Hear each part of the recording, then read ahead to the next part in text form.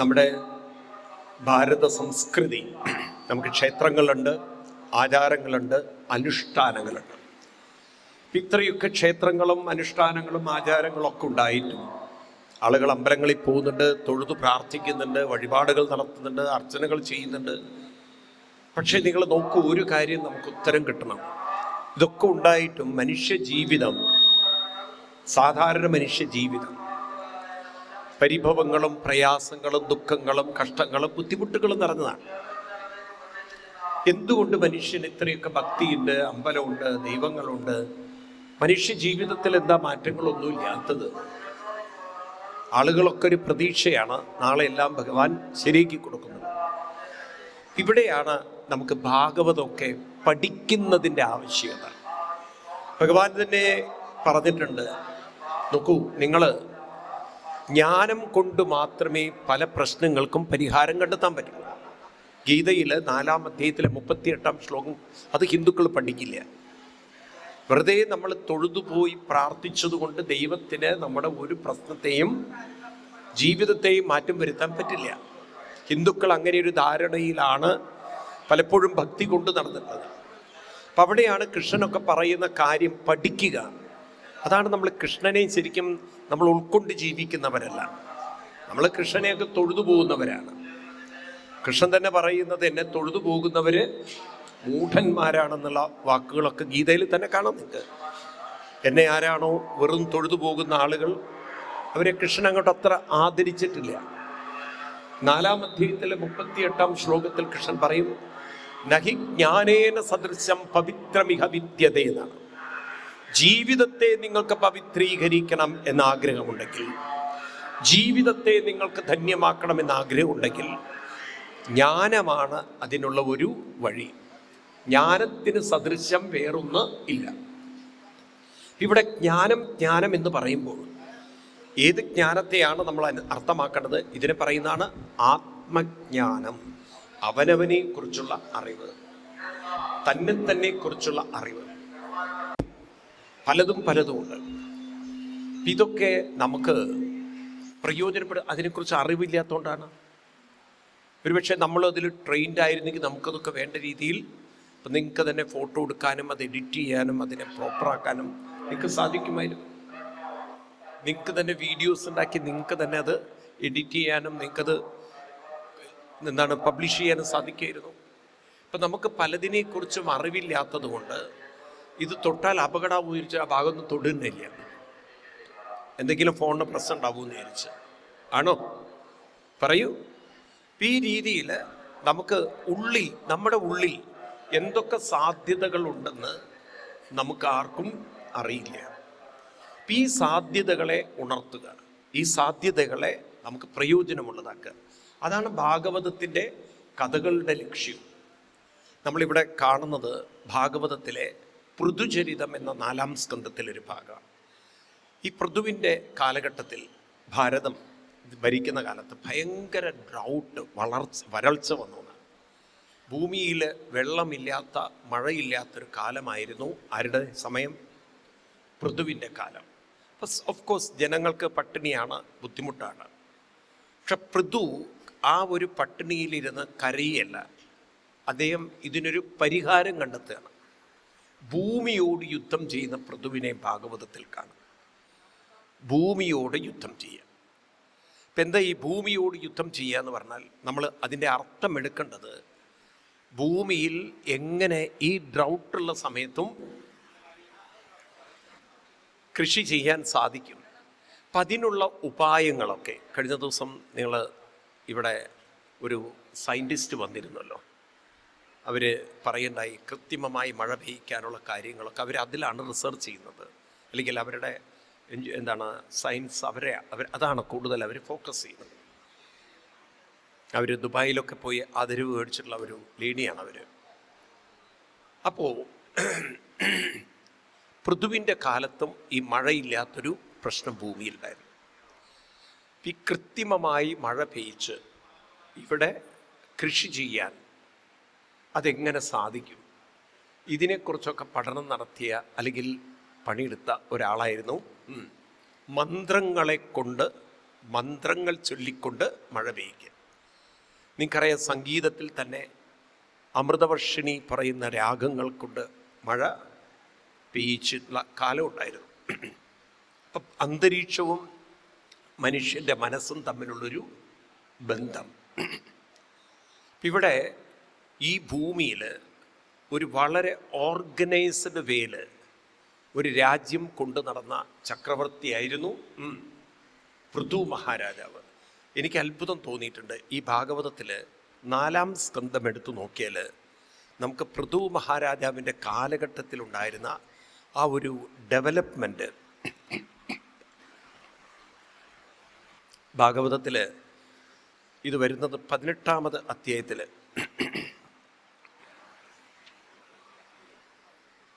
31-ാം ശ്ലോകം എടുത്ത് നോക്കിയാൽ കാണാം.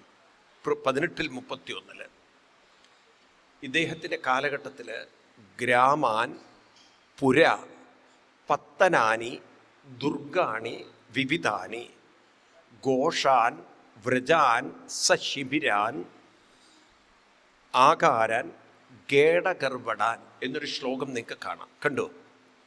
ഇത് നോക്കണം നിങ്ങൾ. എത്ര വർഷം മുമ്പ് എഴുതിയ കൃതിയാണത്? ആ കാലം നോക്കുക നിങ്ങൾ. എന്ന് പറഞ്ഞാൽ എന്തൊക്കെയാണ്? ഗ്രാമം എന്ന് പറഞ്ഞാൽ കൃഷി ചെയ്യാൻ പറ്റുന്ന സ്ഥലങ്ങൾ. പുരം എന്ന് പറഞ്ഞാൽ താമസിക്കാനുള്ള ഇടങ്ങൾ, അക്കോമഡേറ്റ് ആളുകൾക്ക് താമസിക്കാൻ. പത്തനങ്ങൾ എന്ന് വെച്ചാൽ സ്റ്റോറേജുകൾ. ദുർഗാണി മിലിറ്ററി ഓപ്പറേഷൻസ്, അവരുടെ ആയുധങ്ങൾ സൂക്ഷിക്കുക. വിവിധാനി ഘോഷം എന്ന് പറഞ്ഞാൽ ഒരു നാടിന് വേണ്ടുന്ന ആർട്ടിസൻ കാര്യങ്ങൾ, കൊത്തുപണിക്കാർ, കൽപ്പണിക്കാർ, സ്വർണ്ണപ്പണിക്കാർ.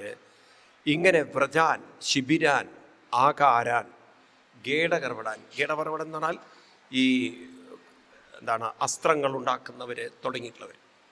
അതായത് എല്ലാറ്റിനും ഒരു ഓർഗനൈസ്ഡ് വേയില് അവരവർക്ക് അവരുടെ തൊഴിൽ ചെയ്യാനുള്ള ഒരു സംവിധാനം ഒരുക്കിയ ആളായിരുന്നു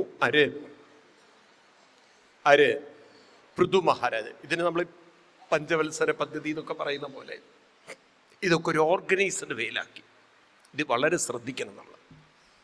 അതായത് ഒരു രാജ്യം ഭരിക്കുമ്പോൾ ഒരു രാജ്യത്തിൻ്റെ പുരോഗതിക്ക് വേണ്ടുന്നതും അവിടുത്തെ ജനങ്ങൾക്ക് വേണ്ടതൊക്കെ ഭാവനയിൽ കണ്ട് അതിനനുസരിച്ച് തൻ്റെ രാജ്യത്തെ തയ്യാറാക്കേണ്ട ഉത്തരവാദിത്വമാണ് ഒരു ഉത്തമ ഭരണാധികാരിക്ക്. ഇപ്പം ഇവിടെ നോക്കൂ, ഭക്ഷണം, കൃഷി എന്ന് പറയുന്നത് ഒന്നിച്ച് കൃഷി ചെയ്ത് അത് ഒരു സമയത്ത്, ഇപ്പം നെല്ലാണെങ്കിൽ നമുക്കറിയാം 2 സീസണിലാണ് നമുക്ക് നെല്ല് കൊയ്യാൻ പറ്റുള്ളൂ. ഒന്നിപ്പോൾ ഏപ്രിൽ മാസമാകുമ്പോൾ വിതയ്ക്കും, അത് കഴിഞ്ഞ് സെപ്റ്റംബറിലാകുമ്പോൾ ഞാറ് നട്ട് കൃഷി ചെയ്യുന്ന പഴയൊരു കാലഘട്ടം ഉണ്ടായി. അപ്പോൾ ഓൾമോസ്റ്റ് കേരളത്തിലെല്ലാവരെയും ഹാർവസ്റ്റിംഗ് ഒരേ സീസണിലായിരിക്കും. ആണോ? ഈ സമയത്ത് ഒരുപാട് നെല്ല് ഡംപ് ചെയ്ത് വരും. ഈ സമയത്ത് കർഷകർക്ക് ഇത് മുഴുവൻ സ്റ്റോർ ചെയ്യാൻ പറ്റില്ല. ഇപ്പം നമുക്ക് ഗവൺമെൻറ്റൊക്കെ എടുക്കുന്നുണ്ട്. പക്ഷെ പലപ്പോഴും അതിലൊക്കെ അനാസ്ഥ കാരണം അതൊക്കെ മഴ പെയ്ത് കേടുവരുന്നൊക്കെ നിങ്ങൾ പത്രത്തിൽ വായിക്കാറുണ്ടാവും, ഉണ്ടോ ഇല്ലയോ? ഓർഗനൈസ്ഡ് വേയിൽ അല്ലാത്തതുകൊണ്ട് കേട്ടില്ലേ നിങ്ങൾ? റോട്ടിൽ കടന്ന് മഴ പെയ്ത് കേടുവരുന്നതും, തക്കാളി കുറേ ഉൽപ്പാദിപ്പിച്ച് ആരും വാങ്ങിക്കാനില്ലാതെ, അതുപോലെ തന്നെ ഇങ്ങനെയുള്ള കാര്യം. സത്യത്തിൽ ഒരു ഗവൺമെൻറ്റിനൊക്കെ ഇത്തരം കാര്യങ്ങളിൽ ഒരുപാട് കാര്യങ്ങൾ ചെയ്യാൻ പറ്റും. ഇപ്പോൾ നോക്കൂ, കേരളക്കാരുടെ ഭക്ഷണ രീതി എന്താണ്? കേരളത്തിൽ എന്താണ്? ഈ സാധനം മറ്റുള്ളിടത്ത് ഒന്നിച്ച് ഉൽപ്പാദിപ്പിക്കുന്നത് സീസണിലാണ് വരിക. ഇതിനെ സ്റ്റോർ ചെയ്ത് ഇപ്പം നിങ്ങൾ ഉപയോഗിക്കുന്ന ആപ്പിളൊന്നും ഈ സീസണിൻ്റെ ആപ്പിളല്ല. ഇതെല്ലാം ഒരു സീസൺ കഴിഞ്ഞ് സ്റ്റോറേജിൽ പോയി അവിടുന്ന് കൊണ്ടുവരുന്ന സാധനങ്ങളാണ്. ആണോ അല്ലയോ? ഇപ്പം അത്തരം സംവിധാനങ്ങളൊക്കെ വന്നു തുടങ്ങി. പക്ഷേ ഇതൊക്കെ ഇന്നും കേരളത്തിൽ ഇഫക്റ്റീവ് അല്ല എന്ന് പറയാണ്. എന്തിനേറെ പറയണോ നോക്കൂ, ഒരു മഴ പെയ്താൽ പോലും വെള്ളം കെട്ടി നിൽക്കുന്നതിന് കാരണം വെള്ളം കെട്ടി നിൽക്കുന്നതുകൊണ്ടല്ലത്. ഈ വെള്ളത്തിന് പോവേണ്ടുന്ന വഴികളെക്കുറിച്ചും ഇതെങ്ങനെ കടലിലേക്ക് എത്തിക്കണം എന്നതിനെക്കുറിച്ചും ഒരു വ്യക്തമായ പ്ലാനുകൾ ഇല്ലാതെ പോയതുകൊണ്ട് ഈ പോവേണ്ട വഴികളൊക്കെ വീട് കെട്ടി മറ്റു കെട്ടി അടച്ച് കൂട്ടിയെല്ലാം ഈ വെള്ളം പിന്നെ ഇവിടെ പോവും. എന്നിട്ട് വെള്ളപ്പൊക്കം എന്നൊരു പേരും. വെള്ളപ്പൊക്കം ഉണ്ടാക്കിയത് ഇത് വെള്ളപ്പൊക്കം മനുഷ്യൻ ഉണ്ടാക്കിയ സാധനമാണ്. കാരണം വെള്ളം അതിൻ്റേതായിട്ടുള്ള വഴികളിലൂടെ പണ്ടൊക്കെ നിങ്ങളുടെയൊക്കെ കുട്ടിക്കാലത്ത് കണ്ടു കാണും എത്രത്തോളം തോടുകളുണ്ടായിരുന്നു. നിങ്ങളാരും കണ്ടിട്ടില്ലേ തോടുകൾ? കണ്ടിട്ടുണ്ടോ തോടുകൾ? ധാരാളം. ഇന്നിപ്പോൾ തോടുകൾ അത്രയുണ്ടോ? പറയൂ. ഇല്ല. വെള്ളത്തിന് പോകാൻ വഴിയില്ല. അപ്പോൾ നോക്കൂ, ഇന്നിപ്പോൾ വീടുകൾ കൂടിക്കൂടി വന്നു. പാടങ്ങളൊക്കെ എല്ലാവരും മതിൽ കെട്ടി. ഈ വെള്ളം പിന്നെ എവിടെ പോവും? റോട്ടിലേക്കല്ലാതെ പിന്നെ എവിടെ വരിക? പറയുന്നേ. ഇപ്പോൾ റോട്ടിൽ പെയ്യുന്ന ഈ വെള്ളത്തിനെ എങ്ങനെ എത്തിക്കണം എന്നൊക്കെയുള്ളൊരു ഓർഗനൈസ്ഡ് വേയിൽ ഒരു സംസ്ഥാനം കൊണ്ടു നടക്കാൻ ഇപ്പോഴും ഭരണാധികാരികൾക്ക് പറയൂ നിങ്ങൾ സാധിച്ചിട്ടില്ലേ? ഇന്നിവിടെ സമ്മേളനം നടക്കുകയാണ്. ഒരു സമ്മേളനത്തിൽ ഇതൊക്കെയാണ് പഠിപ്പിച്ചു കൊടുക്കേണ്ടത്. എങ്ങനെയാണ് ഒരു നല്ല സംസ്ഥാനമാക്കി കേരളത്തെ പറയൂ മാറ്റിയെടുക്കേണ്ടത്. ഞാൻ കഴിഞ്ഞ ദിവസം ഒരു ഫംഗ്ഷനിലിരിക്കുമ്പോൾ ഗവൺമെൻറ്റിൻ്റെ ഒരു പ്രധാനപ്പെട്ട ഒരു വ്യക്തി സ്റ്റേജിലുണ്ടായിരുന്നു. അപ്പോൾ അദ്ദേഹത്തിൻ്റെ പ്രസംഗം സപ്താഹത്തിൻ്റെ ഇതിൽ അവർ വിളിച്ചതാണ്. അപ്പം അദ്ദേഹം അവിടെ കത്തിക്കയറി, പ്രത്യേകിച്ച് ഇപ്പോഴത്തെ ഒരു ഭരണപക്ഷാകുമ്പോൾ കേന്ദ്രത്തിനെ കുറ്റം പറയുകയാണല്ലോ അവരുടെ സ്വഭാവം. കേന്ദ്രത്തിനെ കുറ്റം പറയുന്ന രീതിയിൽ അങ്ങനെയൊക്കെ കർഷകന്മാരുടെ പ്രശ്നമായത്, കർഷകരെ ആദരിക്കുന്ന പ്രശ്നമായത്.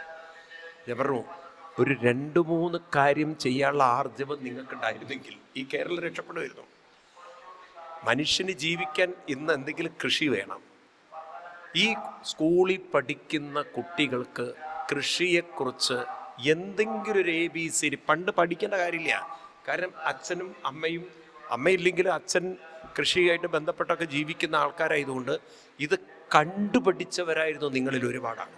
ആണോ അല്ലയോ? ഏത് സമയത്ത് എന്ത് വളരണം, എപ്പോഴാണ് തെങ്ങ് തുറക്കേണ്ടത്, എപ്പോഴാണ് ഞാറ് നടേണ്ടത്, എപ്പോഴാണ് കവുങ്ങിനെ, ഇതൊക്കെ നിങ്ങൾ കണ്ടുപിടിച്ച ആണോ? ഇതൊന്നും മിണ്ടാത്തത്. അപ്പോൾ ഈ വളർന്നു വരുന്ന കുട്ടികൾക്ക് വീട്ടിൽ വേണ്ട പച്ചക്കറിയെക്കുറിച്ചെങ്കിലും ഒരു പഠിപ്പിക്കാനുള്ള സിലബസ് പോലും തയ്യാറാക്കാൻ കഴിവില്ലാത്തവരാ കേന്ദ്രത്തിനെ കുറ്റം പറയുന്നത്. ആദ്യം അതിനുള്ള ആർജവുണ്ടാക്കും. സ്വന്തം സംസ്ഥാനത്തിൽ സ്വന്തം കുട്ടികളെ നേരെയാക്കാൻ പറ്റാത്തവരാണ് അങ്ങോട്ട് നോക്കി കുരയ്ക്കുന്നത്. ഞാൻ കൊടുത്തു അങ്ങോട്ട്, കാരണം എനിക്കത് ഇഷ്ടപ്പെട്ടില്ല അദ്ദേഹത്തിൻ്റെ ആ ഒരു രീതികൾ. ഇത് നിങ്ങൾ ചെയ്യൂ, നിങ്ങളുടെ കയ്യിലല്ലേ കുട്ടികൾ. ഇത് ശരിയാണോ ഞാൻ പറഞ്ഞത്? ആണോ? നമ്മുടെ കുട്ടികൾ വളർന്നു വരുന്നതും ഇന്നിപ്പോൾ ഈ സ്ട്രെസ്സ് മാനേജ് ചെയ്യാൻ ഏറ്റവും നല്ലത് വീടുകളിൽ ഇന്നിപ്പോൾ ചെടിച്ചട്ടികളിൽ കൃഷി ചെയ്തൂടെ, അല്ലെങ്കിൽ ഗ്രോ ബാഗിൽ കൃഷി ചെയ്തൂടെ? ചെയ്യാലോ. അതുപോലും ആർജവുമില്ല. ഇതൊക്കെയാണ് ഒരു സർക്കാരിൻ്റെ ഭാഗത്ത് ഉണ്ടാവേണ്ടത്. ഇപ്പോഴും അങ്ങോട്ട് നോക്കിയിട്ട് ദേഷ്യപ്പെട്ടിട്ട് എന്താ കാര്യം? ഇവിടെ എന്ത് ചെയ്യാൻ പറ്റും?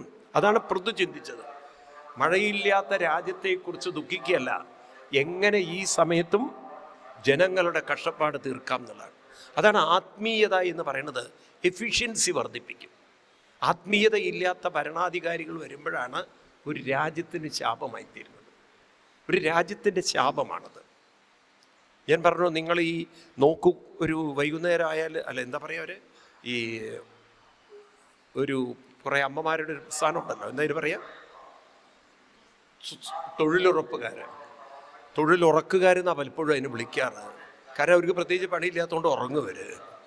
അപ്പം ഈ തൊഴിലുറപ്പുകാരെ കൊണ്ട് ഈ പുല്ല് ചെത്താൻ പറഞ്ഞയക്കുന്നതിന് പകരം ഞാൻ ചോദിച്ചു, നാണമില്ലേ നിങ്ങൾക്ക് ഈ പുല്ല് ചെത്തിക്കാൻ? അതിന് മിഷ്യൻ വാങ്ങിക്കാൻ കിട്ടുന്ന കാലം അത്. ആ മിഷ്യനിൽ അടിക്കാൻ അരമണിക്കൂറിൻ്റെ സാധനം ഒരു വൈകുന്നേരം വരെ അവരെ കൊണ്ട് ചെത്തിക്കേണ്ട ഒരു കാര്യമില്ല. നിങ്ങൾ പഞ്ചായത്തുകാരെ കൊണ്ട് സ്ഥലമെടുപ്പിച്ച് വാടകയ്ക്കോ, ഇവരെ ഇന്നത്തെ ഗ്രീൻ ടെൻറ്റ് കൃഷി, പോളിമർ കൃഷി, ഒരു ടെക്നോളജി കൃഷി ഉണ്ടല്ലോ. ഞാൻ ചോദിച്ചു, നാണമില്ലേ നിങ്ങൾക്ക്? കേരളം ഇത്രയും വലിയ കാർഷിക സംസ്ഥാനമാണെന്നൊക്കെ പറഞ്ഞിട്ട് ആ മരുഭൂമിയായി ഇസ്രായേലാണ് കൃഷി പഠിക്കാൻ വേണ്ടി ഇവിടുന്ന് കുറേ എണ്ണം പോയത്. അറിയണോട്ട് അഷൈമിടുന്ന് വെച്ചു. ഒരു കാർഷിക കോളേജും കൊണ്ട് നടക്കുകയാണ്. അവിടെ ഒരു 10,000 ആൾക്കാരുണ്ടായിരുന്നു. ഈ മനുഷ്യൻ്റെ മുന്നിൽ വെച്ച് ഞാൻ പറഞ്ഞു, ഇവിടെ കൃഷിഭവനുകളുണ്ട് ഇല്ലേ? ഏതെങ്കിലും കൃഷിഭവനിലെ ഓഫീസർ നിങ്ങളുടെ വീട്ടിൽ വന്നിട്ടുണ്ടോ ജനങ്ങളോട്? ഞാൻ പറഞ്ഞു, ഇവറ്റകൾ എന്തിനാ തീറ്റിപ്പോരുന്നത്? പറഞ്ഞേക്കൂ. മനുഷ്യർക്ക് ആവശ്യമില്ലാത്ത കൃഷിഭവൻ ഓഫീസറെ കൊണ്ട് എന്ത് കാര്യം? ഈ കുറച്ചങ്ങോട്ട് പറഞ്ഞു. അദ്ദേഹം പിന്നെ അധികം പറഞ്ഞു, സ്വാമി എനിക്ക് തിരക്കുണ്ട്, ഞാൻ പോവുകയാണെന്ന്. ആരും കഴിഞ്ഞു.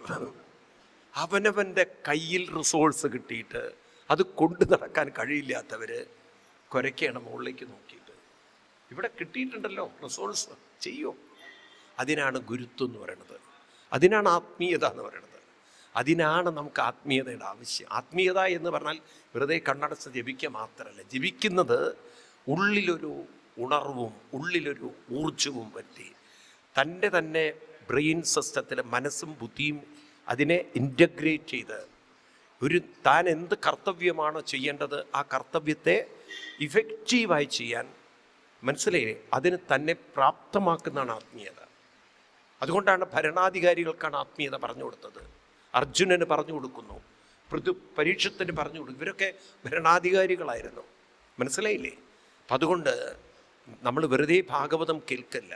നമുക്ക് കിട്ടിയ ജീവിതത്തിൻ്റെ റോൾ അത് ഭംഗിയായിട്ട് ചെയ്യണമെങ്കിൽ അതിനുള്ള ഒരു മെൻ്റൽ എബിലിറ്റി, മെൻ്റൽ പവർ അതുണ്ടാവാൻ നമുക്ക് ജപം വേണം, ധ്യാനം വേണം, മനസ്സിലായില്ലേ? കാര്യങ്ങളെ കാണാനും മനസ്സിലാക്കാനുമുള്ളൊരു ആർജവം വേണം. മനസ്സിലാവുണ്ടോ ഞാൻ പറയുന്നത്? ഇതൊക്കെ നമുക്ക് ഇന്ന് വളരെ ആവശ്യമാണ്. അതിനാണ് ഞാനും നിങ്ങളൊക്കെ ഭാഗവതം കേൾക്കുന്നത്. എനിക്ക് പൃഥു മഹാരാജാവിനോട് അത്രയൊരു ആദരവുള്ളത്. ആ കാലഘട്ടത്തിൽ ദാരിദ്ര്യത്തിൻ്റെ സമയത്തും ഇതെല്ലാം ഒരു ഓർഗനൈസ്ഡ് ആക്കി ജനങ്ങളുടെ പട്ടിണി മാറ്റാൻ, അവർക്ക് അവരുടെ തൊഴിൽ ചെയ്യാൻ വേണ്ടിയിട്ട് അതിനെല്ലാം ഒരു വ്യവസ്ഥയുണ്ടാക്കിയ ആളായിരുന്നു ആര്? പൃഥു മഹാരാജാവ്. അപ്പോൾ എവിടെ വീടുകൾ വേണം, എവിടെ നോക്കൂ, നിങ്ങൾ ആ ശ്ലോകം ഒന്ന് വായിച്ചു നോക്കൂ, ഗ്രാമാൻ. ഇത് ശരിക്കും വായിക്കുമ്പോൾ നമുക്ക് ഭയങ്കര നിങ്ങൾക്ക് കുറച്ച് അതിനെക്കുറിച്ചൊരു അവബോധം വേണം, എന്നാലേ നിങ്ങൾക്കത് എൻജോയ് ചെയ്യാൻ പറ്റുള്ളൂ. ഗ്രാമാൻ, എവിടെയായിരിക്കണം കൃഷിസ്ഥലങ്ങൾ, പുര, എവിടെയാണ് വീടുകൾ കെട്ടേണ്ടത്. ഈ വെള്ളം കെട്ടി നിൽക്കുന്നിടത്ത് വീട് കെട്ടിക്കഴിഞ്ഞാൽ അതിനാണ് പഞ്ചായത്ത് പഠനങ്ങളൊക്കെ നടത്തേണ്ടത്. ഏത് സ്ഥലങ്ങളിൽ, അതായത് എലിവേഷൻ ഇല്ലാത്ത സ്ഥലങ്ങളിൽ വീട് കെട്ടിക്കഴിഞ്ഞാൽ വെള്ളം ചെന്ന് വീഴുമ്പോൾ ആ വീട് പിന്നെ പൊളിച്ച് മാറ്റേണ്ടി വരും. മനസ്സിലാവുണ്ട് ഞാൻ പറയണത്? ഇപ്പം ഏത് ഭാഗങ്ങളിൽ വീട്, ഇപ്പം നോക്കൂ, നിങ്ങൾ വയനാട്ടിൽ കണ്ടില്ലേ ദുരന്തം കൊണ്ട് വെച്ചിരിക്കുന്നത്? അവിടെ വീട് വെക്കാൻ പാടുമോ? അവിടെ കൺസ്ട്രക്ഷൻ നടക്കുമ്പോൾ അവിടുത്തെ മണ്ണിൻ്റെ ഉറപ്പെന്താണ്? ഇതൊക്കെ ഗാഡ്ഗിലൊക്കെ എഴുതി വെച്ചത് വെറുതെ വായിച്ചു നോക്കാൻ, വെറുതെ ഒരു മൂലയിൽ കെട്ടിവെക്കാനല്ല. കാരണം അവർ മണ്ണിനെ, സോയിലിനെ കുറിച്ച് പഠനം നടത്തിയവരാണ്. അപ്പോൾ അതിൻ്റെ ഉറപ്പിനെക്കുറിച്ച് അവർക്ക് നല്ല ബോധമുണ്ട്. അതുകൊണ്ടാണല്ലോ അവർ ദുർബല ഏരിയ ആണെന്നൊക്കെ പറഞ്ഞിരിക്കുന്നത്. പ്രകൃതി ദുർബല ഏരിയ എന്ന് കേട്ടില്ലേ നിങ്ങൾ? അത്തരം സ്ഥലങ്ങളിൽ കൺസ്ട്രക്ഷൻ ചെയ്യുന്നതിനെയൊക്കെ ഗവൺമെൻറ്, എന്നിട്ട് പാവങ്ങൾ വീട് വെച്ച് ആ വീടുകളൊക്കെ കുത്തി നശിച്ചിട്ട് കേന്ദ്രം ഫണ്ട് തരുന്നില്ല എന്ന് പറഞ്ഞാൽ ഇവരെന്താ വിളിക്കുന്നത് എനിക്കറിയില്ല. എന്താ ഇവരൊക്കെ വിളിക്കേണ്ടതെന്ന് എനിക്കറിയില്ല. ശരിയല്ലേ? ആ സ്ഥലങ്ങളിലുള്ളവരെ ബോധവൽക്കരിച്ച് ക്രമേണ അവിടെ നിന്നും അവരെ മറ്റ് സ്ഥലങ്ങളിലേക്ക് മാറ്റിപ്പാർപ്പിക്കാനുള്ളൊരു വ്യവസ്ഥ ശരിക്കും കൊലയ്ക്ക് കൊടുക്കുന്നത് ആരാണ്? പറയൂ നിങ്ങൾ. ഇതൊക്കെ ഗാഡ്ഗിൽ പറഞ്ഞ സ്ഥലങ്ങളിലേ പ്രശ്നങ്ങളുണ്ടായിട്ടുള്ളൂ. ഗാഡ്ഗിൽ പറഞ്ഞത് വളരെ ശരിയാണ്. കാരണം അദ്ദേഹത്തിന് അറിയാം കേരളത്തിൻ്റെ ഭൂമിയുടെ അവസ്ഥ എന്ന് പറയുന്നത് പല സ്ഥലങ്ങളിലും ഭൂമി അത്ര, കാരണം ഹാർഡ് റോക്കും അതിൻ്റെ ഉള്ളിൽ സോഫ്റ്റ് സോയിലുമാണ്. ഇതാണ് കേരളത്തിൻ്റെ പ്രകൃതി എന്ന് പറയുന്നത്. അപ്പോൾ തീർച്ചയായിട്ടും വെള്ളം ഇറങ്ങിക്കഴിഞ്ഞാൽ, ഈ മണ്ണ് ഇറങ്ങിക്കഴിഞ്ഞാൽ ഇതൊക്കെ കൂടെ കുത്തനെ അടിച്ച് പുറത്തേക്ക് വീണ് കാണും. ഇതൊക്കെ അറിയുന്നതുകൊണ്ടാണ് അദ്ദേഹം ഈ പ്രകൃതിയെക്കുറിച്ച് ഇത്ര എഴുതിയിട്ടുണ്ടാവുക. മനസ്സിലായില്ലേ? ഈ വാണിംഗ് തന്നിട്ട് ആ സ്ഥലങ്ങളിൽ കൊണ്ടുപോയി വീട് വെക്കാൻ അനുവദിച്ച് ജനങ്ങളെ അവിടെ തന്നെ നിലനിർത്തുന്ന ഇവരല്ലേ ഈ കൊല ചെയ്തത്? എന്താ നിങ്ങൾ മിണ്ടാത്തത്? ഇത്രയും മരണത്തിന് ഉത്തരവാദി പ്രകൃതിയാണോ? പ്രകൃതിക്ക് ഇങ്ങനെ ചില പ്രശ്നങ്ങളുണ്ടെന്ന് വാണിംഗ് ഈശ്വരൻ ഒരു ഗാഡ്ഗിലിനെയോ അല്ലെങ്കിൽ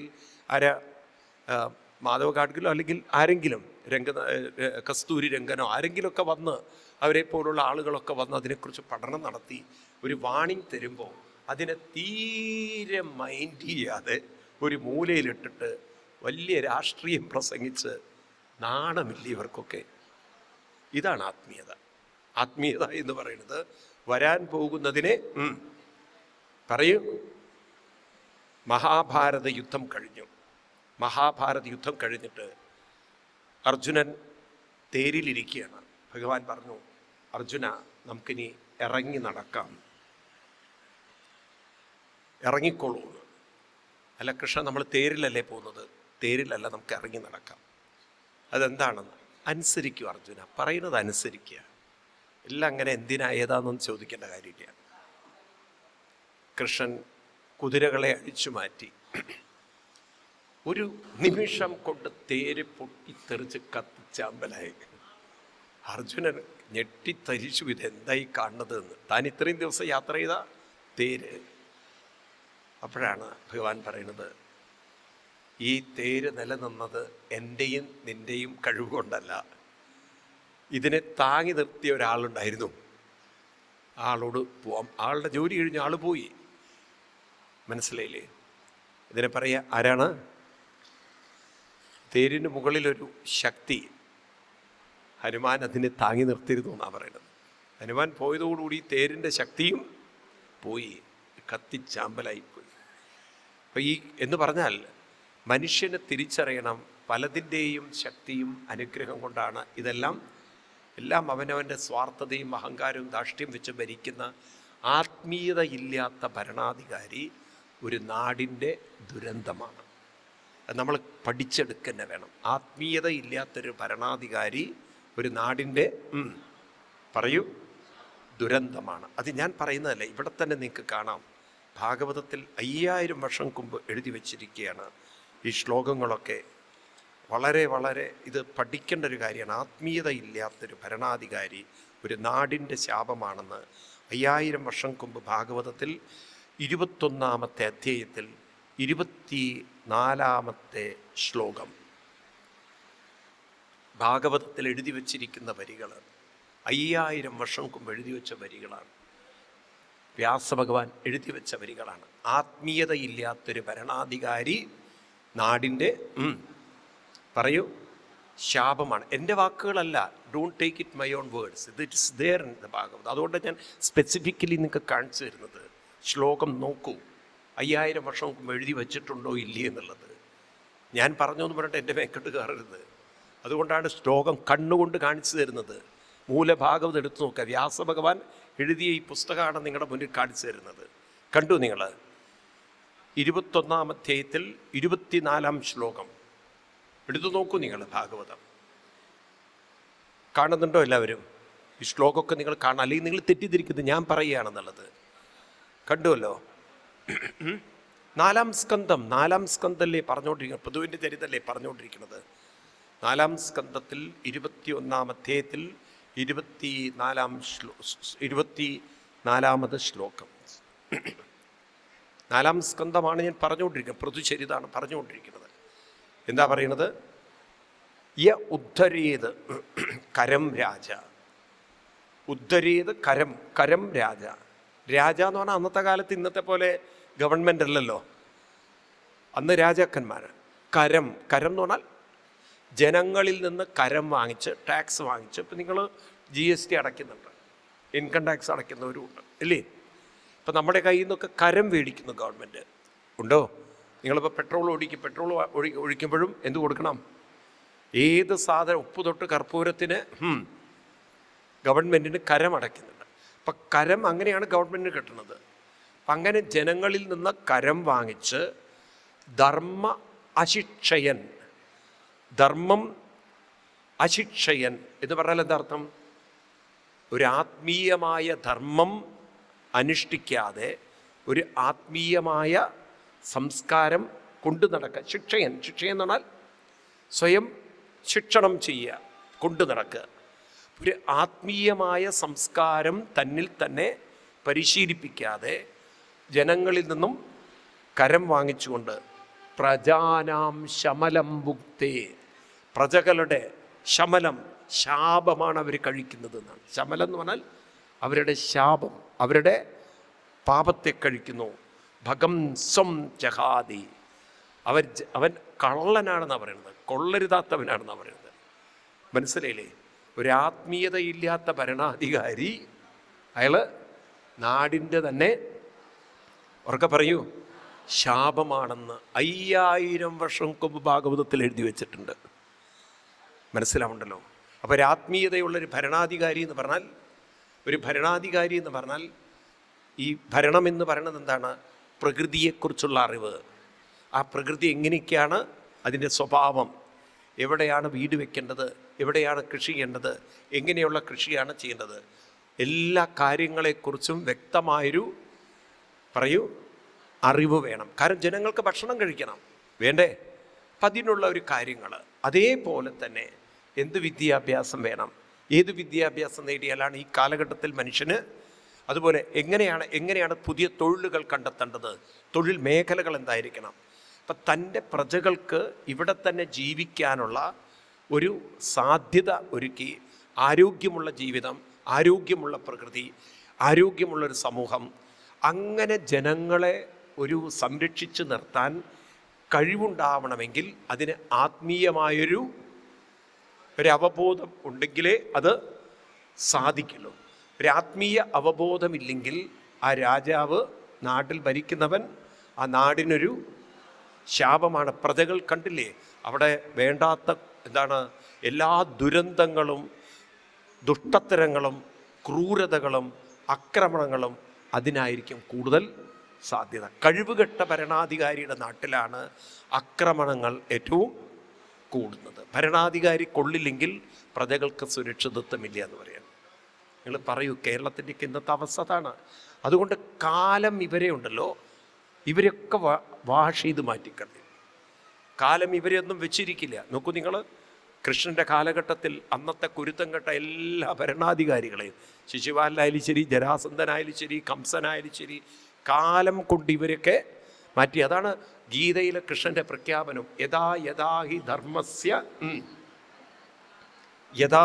ഹി ധർമ്മസ്യ ഗ്ലാനിർഭവതി ഭാരത.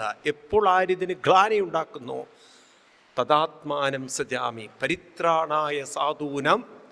ദുഷ്കൃതികളെ വിനാശം ചെയ്യാന്നാൽ അവർ തന്നെ അവരെ വിനാശത്തിന് വേണ്ടുന്ന കാര്യങ്ങളൊക്കെ ഒരുക്കി വെക്കുന്നു പറയണം. മനസ്സിലാവുണ്ടല്ലോ. ഇപ്പം ഭാഗവതം വെറൊരു കഥാപുസ്തകമല്ല, ഇത് മനുഷ്യനെ കഴിവുള്ളവനാക്കുകയാണ്, പ്രാപ്തിയുള്ളവനാക്കുകയാണ്. മനസ്സിലാവുണ്ടല്ലോ. അതിന് നമ്മളെ തയ്യാറാക്കാൻ സാധിക്കണമെങ്കിൽ നമുക്ക് ആദ്യം അറിയണം, നമുക്ക് നമ്മുടെ ജീവിതത്തിൽ ഉയരണമെങ്കിൽ, ഉന്നതി വേണമെങ്കിൽ ആദ്യം ഉയർത്തേണ്ടത് മനസ്സിനെയാണ്.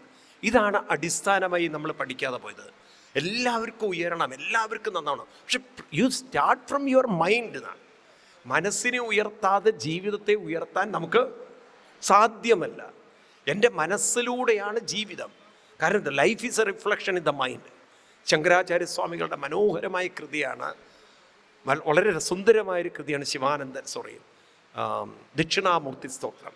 അതിൽ തുടങ്ങുന്നതിന് വിശ്വം ദർപ്പണ ദൃശ്യമാനനകരീ തുല്യം നിജാന്തർഗതം പശ്യൻ ആത്മനിമായാരിവോ എന്ന് തുടങ്ങുന്ന വരികളാണ്. പറയണം, വിശ്വം ദർപ്പണ ദൃശ്യം. ഈ വിശ്വം എന്ന് പറയുന്നത് മനസ്സിൽ ഉള്ള റിഫ്ലക്ഷനാണ്. അപ്പം മനസ്സെപ്രകാരമാണോ അപ്രകാരമായിരിക്കും നിങ്ങളുടെ ആക്ഷനും റിയാക്ഷനും.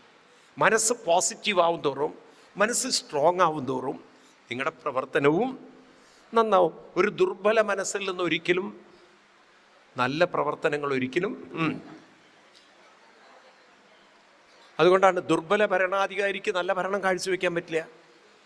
ഒരു ദുർബലനായ ഭരണാധികാരിക്ക് വെറുതെ ബബ്ബ എന്ന് പറയാന്നല്ലാതെ എഫിഷ്യൻസിലി രാജ്യം ഭരിക്കാൻ പറയൂ നിങ്ങൾ കഴിവുണ്ടാവില്ല. അപ്പം ഏറ്റവും എഫിഷ്യൻസി, അതാണ് പഴയ കാലത്ത് രാജാക്കന്മാർ ഗുരുക്കന്മാരെ കൂടെ വെച്ചത്.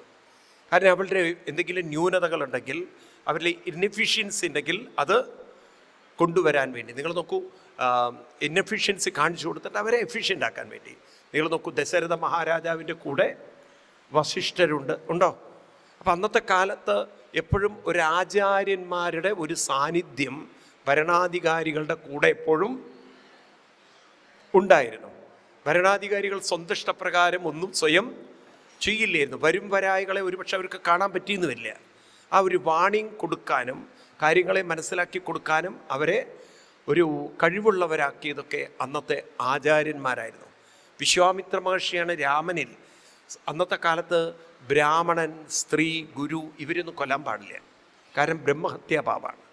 അപ്പം ഈ താടക വലിയൊരു സോഷ്യൽ ഈവിളായി മാറിയപ്പോൾ, ഒരു വലിയ ഹെഡേക്കായി മാറിയപ്പോൾ ആ താടകയെ അവിടുന്ന് കൊല്ലണം, അല്ല നിവൃത്തിയില്ല, താടക മാറില്ല.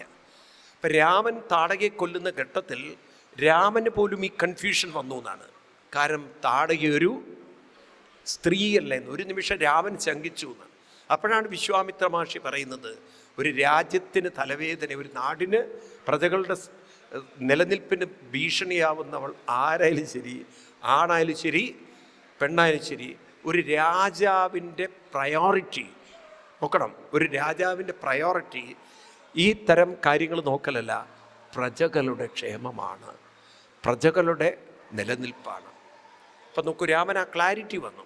അപ്പോൾ പ്രജകളുടെ നിലനിൽപ്പിന് വേണ്ടി, പ്രജകളുടെ സേഫ്റ്റിക്ക് വേണ്ടി ആണായാലും ശരി പെണ്ണായാലും ശരി ആര് ടെററിസം കൊണ്ടുവന്നാലും അവരെ ഫിനിഷ് ചെയ്തേക്കണം എന്ന്. അവർ ഭൂമിക്ക് തന്നെ ഒരു ഭാരമാണ്. മനസ്സിലായില്ലേ? ഇത് നമ്മുടെയൊക്കെ എന്താ അറിയില്ലേ, നാട്ടിലൊക്കെ നമുക്ക് ഹിന്ദുക്കൾ ഉണർന്നേ പറ്റുള്ളൂ. കാരണം ഹിന്ദുക്കൾ ഉണർന്നിട്ടില്ലെങ്കിൽ നമ്മുടെ നാട് പോലും ക്രമേണ ക്രമേണ ക്രമേണ വഴുതി വഴുതി വീഴും. അമ്പലത്തിൽ തൊഴുതു പോയതുകൊണ്ട് നാട് രക്ഷപ്പെടാൻ പോകുന്നില്ല. അങ്ങനെ നിങ്ങൾ തെറ്റിദ്ധരിക്കരുത്. കാരണം അവബോധം സൃഷ്ടിക്കണം. കാരണം പലരും ഉണ്ടല്ലോ തെറ്റായ മതബോധത്തിൽ വളരെയധികം സ്വാധീനിക്കപ്പെട്ടവരാണ്. മറ്റുള്ളവനെ കൊന്നാൽ സ്വർഗം കിട്ടുമെന്നൊക്കെ അന്ധവിശ്വാസമുള്ള മതങ്ങളുണ്ട്. മനസ്സിലാവുണ്ടല്ലോ. എനിക്ക് ഈ കാര്യത്തിൽ ഞാൻ ട്രംപിനെ വളരെ ബഹുമാനിക്കുന്ന ആളാണ്. കാര്യം ഇന്ത്യക്കാരെ ചങ്ങലക്കിട്ട് കൊണ്ടുവരുന്നൊക്കെ വേദനാത്മകമാണെങ്കിലും പക്ഷെ ചില കാര്യത്തിൽ അദ്ദേഹത്തിന് സമ്മതിക്കാതിരിക്കാൻ പറ്റില്ല. കഴിഞ്ഞ ദിവസം അദ്ദേഹത്തിൻ്റെ വൈറ്റ് ഹൗസിൽ ടോക്കുണ്ട്. അദ്ദേഹം പറയുന്നത് terrorism is the most evil എന്നാണ്. അത് റിലീജിയൻ അല്ല, അതിന് ദൈവമായിട്ട് പങ്കില്ല. അങ്ങനെ മറ്റൊരുത്തനെ നശിപ്പിച്ചുകൊണ്ട് സ്വർഗത്തിൽ പോകാമെന്ന് ഒരുത്തൻ പറഞ്ഞാൽ ഹീസ് ദ മോസ്റ്റ് ഈവിൾ എന്നാണ്. അവനെ ഭൂമിയിൽ വെക്കരുത് എന്നാണ് പറഞ്ഞത്. ടേക്ക് ഔട്ട് ദ ഈവിൾ എന്നാണ് അദ്ദേഹത്തിൻ്റെ ടോക്കുകളൊക്കെ വളരെ സീരിയസ് ആയിട്ട് അദ്ദേഹം പറയുന്നത്. ശരിയാണത്. അപ്പോൾ ഇതിനൊക്കെ ഒരു നോക്കൂ നിങ്ങൾ, ഹിന്ദുക്കളൊന്ന് ഉണർന്നാൽ, നമ്മൾ ഈ ഗീതയും വിഷ്ണു സഹസ്രനാമമൊക്കെ കൊണ്ടു നടന്നാൽ തന്നെ സമൂഹത്തിൽ വലിയൊരു മാറ്റമുണ്ട്. ഗീതയൊന്ന് പഠിച്ച് പ്രചരിപ്പിച്ചാൽ തന്നെ പകുതി അന്ധവിശ്വാസങ്ങൾ മറ്റുള്ളവർക്ക് പോകും. കാരണം മരണാനന്തരം ഒരു സ്വർഗത്തിലേക്ക് പോകലല്ല, ഈ ഭൂമിയെ സ്വർഗമാക്കലാണ് മനുഷ്യൻ്റെ. പറയൂ നിങ്ങൾ.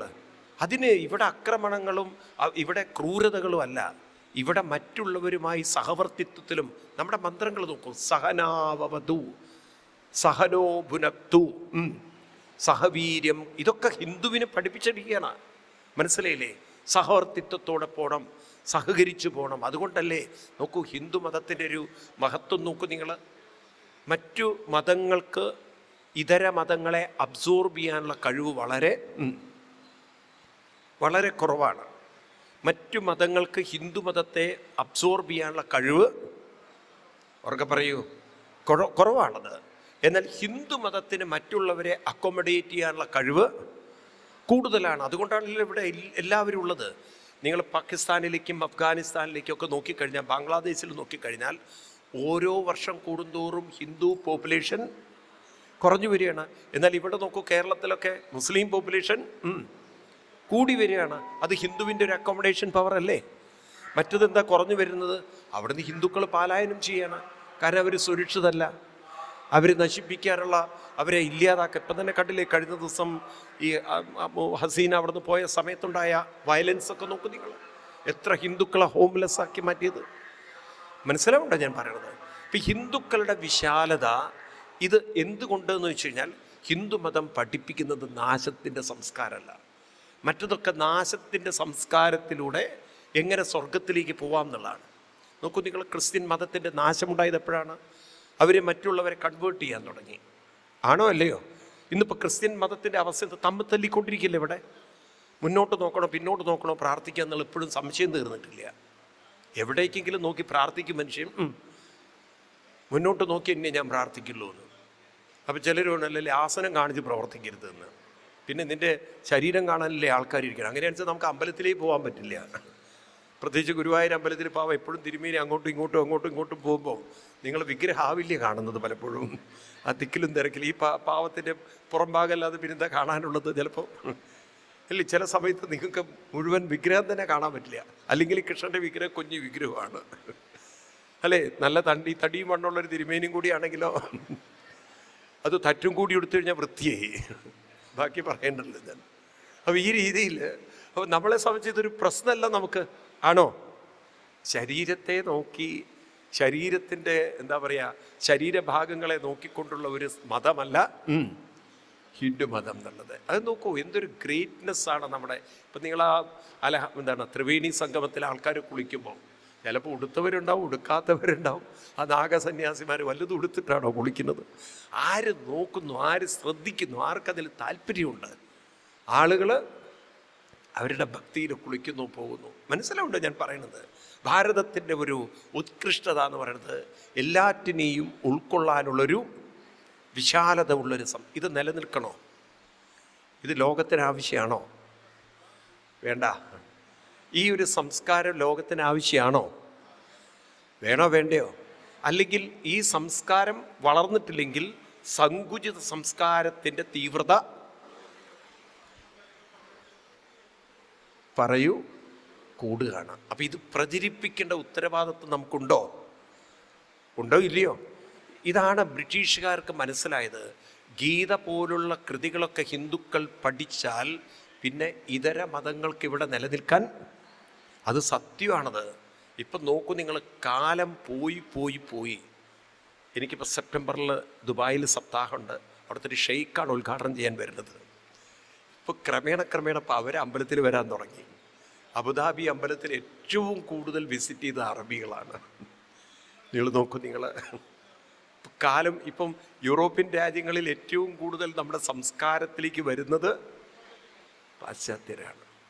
ഒരുപക്ഷെ നമ്മളെക്കാളും ആത്മീയതയുടെ ഈ ഭക്തിയുടെ തീവ്രതയുള്ളത് വെസ്റ്റേൺ ആളുകൾക്കാണ്. അമേരിക്കൻ സ്ട്രീറ്റിൽ നമുക്കൊരു നാണക്കേട് തോന്നാം, പക്ഷെ അവർക്ക് ഞാൻ കണ്ടിട്ടുണ്ട് മാൻഹാട്ടൻ തുടങ്ങിയുള്ള വലിയ അവരുടെ സ്ട്രീറ്റുകളിൽ ഹരേ രാമ ഹരേ രാമ രാമ രാമ ഹരേ ഹരേ എന്ന് പറഞ്ഞിട്ട് അതൊക്കെ കൊട്ടി ഒരു വിഷമവുമില്ല അവർക്ക് പോവാൻ. ഈ സംസ്കൃതിയിലേക്ക് അവർ വരാൻ കാരണം ഇതിന്ന് കിട്ടുന്ന ഒരു പോസിറ്റീവ് ഊർജ്ജമല്ലേ, ഇതിന്ന് കിട്ടുന്ന ഒരു ഡിവിനിറ്റി അല്ലേ? ആണോ? അല്ലെങ്കിൽ അവർ സ്വന്തം ധർമ്മം വിട്ടിട്ട് ഇതിലേക്ക് വരേണ്ട വല്ല കാര്യമുണ്ടോ?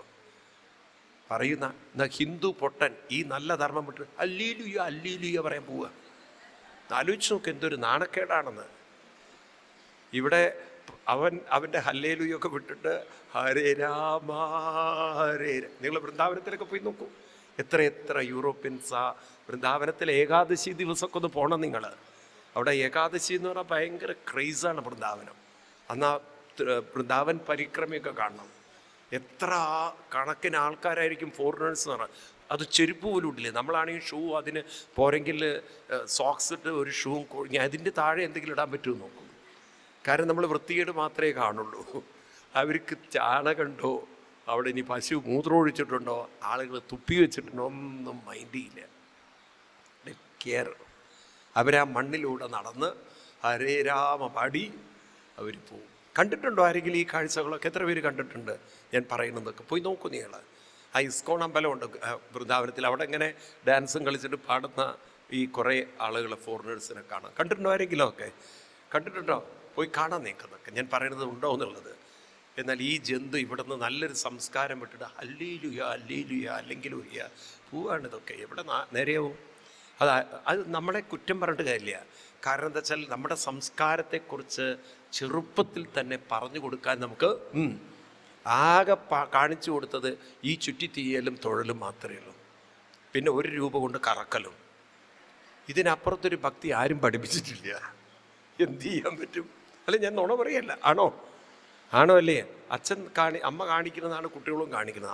അമ്മ നോക്കുമ്പോൾ കുട്ടി നോക്കുമ്പോൾ ഇങ്ങനെ കറക്കണു. എന്നാൽ ശരി, ഞാനും കറക്കാമെന്ന്. മനസ്സിലായില്ലേ? മനസ്സിലാവുണ്ടോ? ഈ ഒരു ഭക്തിയിൽ നിന്ന് ജ്ഞാനഭക്തിയിലേക്ക് മനുഷ്യൻ ഉയരണം. അപ്പോഴാണ് നമുക്ക് നമ്മളിലുള്ള കഴിവിനെ, നമ്മളുടെ സാധ്യതകളെ എല്ലാം പുറത്തേക്ക് കൊണ്ടുവരാൻ സാധിക്കുക. ഹിന്ദുക്കൾ ഒന്നുണർന്നാൽ ലോകം ഉണർന്നു. മനസ്സിലായില്ലേ? ഹിന്ദു ഉയർന്നാൽ ലോകം, അല്ലെങ്കിൽ ഹിന്ദു ഉണർന്നാൽ ലോകം ഉയർന്നു. അതാണ് അതിൻ്റെ സത്യം. ഹിന്ദു ഉണരണം. ഹിന്ദു ഇപ്പോഴും തൻ്റെ ശാസ്ത്രബോധത്തിൽ ഹിന്ദു വളരെ ഉറങ്ങിയിരിക്കുകയാണ്. അറിവില്ല. നമുക്ക് പലതും ആചരിക്കുന്നുണ്ട്, പക്ഷെ അതിനെക്കുറിച്ചൊരു അവർക്ക് പറയൂ അറിവ് വേണ്ടത്രയില്ല. അതുകൊണ്ട് ആരെങ്കിലും എന്തെങ്കിലും ചോദ്യം ചോദിച്ചാൽ അതിന് വ്യക്തമായൊരു ഉത്തരം നമുക്കില്ല. നമുക്ക് കൃഷ്ണൻ തന്നെ, നിങ്ങളിപ്പോൾ ഗുരുവായൂർ അമ്പലത്തിലൊക്കെ പോകുന്നുണ്ട്, ആരെങ്കിലും ചോദിക്കുകയാണ് കൃഷ്ണൻ രാധയൊക്കെ പ്രേമിച്ചില്ലേ? കൃഷ്ണൻ്റെ ഒരു പ്രാണസഖിയായിരുന്നു ആര്? പ്രിയസഖി. എന്നാൽ ഇന്നത്തെ ഭാഷയിൽ പറയുകയാണെങ്കിൽ അവസാനം തേച്ച് ഒട്ടിച്ച് കൃഷ്ണൻ പോയി എന്നല്ലേ പറയുന്നത്. രാധയെ കല്യാണം കഴിച്ചിട്ടുണ്ടോ? രുക്മിണിയല്ലേ കല്യാണം കഴിച്ചത്? സത്യഭാമയല്ലേ കല്യാണം കഴിച്ചത്? ആണോ? കൃഷ്ണൻ രാധയോട് ചെയ്തത് ശരിയാണോ? എന്നാ പാട്ടുകൾ മൊത്തം രാധയെക്കുറിച്ചാണ്. രാധ തൻ പ്രേമത്തോടാണോ? രാധ നിൻ പ്രിയ സഖി, എത്ര ആയിരക്കണക്കിന് പാട്ടുകളാ കൃഷ്ണന് രാധയായിട്ട് ചേർത്ത് വെച്ചുകൊണ്ടുള്ളത്. ആണോ? ആണോ അല്ലയോ? എന്നാ കൃഷ്ണൻ രാധയെ കല്യാണം കഴിച്ചോ? കൃഷ്ണൻ ചെയ്തത് ശരിയാണോ? ഇതന്നെയാ പറഞ്ഞത്. നിങ്ങളും കൺഫ്യൂഷനായി. അപ്പോൾ നോക്കൂ, ഇങ്ങനെ ചോദ്യങ്ങൾ വരുമ്പോൾ നമുക്ക് ഉത്തരങ്ങളില്ല പലതിനും. ആണോ അല്ലയോ? ഇങ്ങനെ 1000 ചോദ്യങ്ങളുണ്ട്. പിന്നെ പറഞ്ഞാൽ പിന്നെ നിങ്ങളിവിടെ ഇരിക്കില്ല. അതുകൊണ്ടാണ് നമ്മുടെ കുട്ടികൾക്ക് ഇതര മതക്കാരുണ്ടല്ലോ ഇത്തരം കുത്തു ചോദ്യങ്ങളൊക്കെ ചോദിക്കും. അത് വളരെ മോശം ചോദ്യങ്ങളുണ്ട്. അതിൽ നമ്മുടെ കുട്ടികൾ നാണം കിട്ടു പോവുകയാണ്. ശിവലിംഗാരാധന എന്നുള്ളത് നിങ്ങളതിൻ്റെ പച്ച മലയാളം എടുത്ത് നോക്കൂ. ശിവലിംഗം എന്ന് പറഞ്ഞാൽ എന്തായിരിക്കും? ഇപ്പം ശിവൻ എന്ന ഒരു ദൈവത്തിൻ്റെ ലിംഗം എന്ന് പറഞ്ഞാൽ പറയേണ്ട കാര്യമില്ലല്ലോ. ഇതിനെയാണോ നിങ്ങൾ ആരാധിക്കുന്നത് ചോദിച്ചാൽ എന്താ ഉത്തരം പറയുക? മനസ്സിലാവുണ്ടോ നിങ്ങൾക്ക്? അപ്പം ഇതിൻ്റെ ഒരു ശാസ്ത്രീയ വശത്തെ, ഒരു തത്വത്തെ നമുക്കാർക്കും പറയൂ മനസ്സിലാക്കി കൊടുക്കാൻ നമുക്ക് സാധിച്ചിട്ടില്ല. അതിനാണ് കൃഷ്ണൻ പറഞ്ഞത്, ജ്ഞാനമുണ്ടെങ്കിലേ നമുക്ക് ഒരു കാര്യത്തെക്കുറിച്ച് വ്യക്തത ഉണ്ടാവുള്ളൂ. ആ ജ്ഞാനമാണ്, സത്സംഗമാണ് നമുക്ക് നഷ്ടപ്പെട്ടു പോയത്. ഭാഗവത സപ്താഹത്തിൻ്റെയൊക്കെ ലക്ഷ്യം അതാണ്. എനിക്ക് നിങ്ങളോടൊക്കെ പറയാനുള്ളത്, നിങ്ങളൊക്കെ ഗീത ഒന്ന് എടുത്തു തുടങ്ങും. അറ്റ്ലീസ്റ്റ് ഗീതയിൽ നിന്ന് തുടങ്ങിയാൽ തന്നെ കുറേ വ്യത്യാസം നമുക്ക് ഉണ്ടാവും. ബാക്കിയൊക്കെ ക്ലിയർ ചെയ്ത് എടുക്കാവുന്നേ ഉള്ളൂ. കാരണം ഒരു കാര്യം മനസ്സിലാക്കണം, ഹിന്ദു മതം പോലെ ഒരു നല്ലൊരു സയൻറ്റിഫിക് റിലീജിയൻ ലോകത്തിൽ ഉണ്ടായിട്ടുമില്ല, ഇനി ഉണ്ടാകുമോ എന്നറിയില്ല. ഇത്രയും ഒരു സയൻറ്റിഫിക് ആയിട്ടുള്ള റിലീജിയൻ, മനസ്സിലായില്ലേ?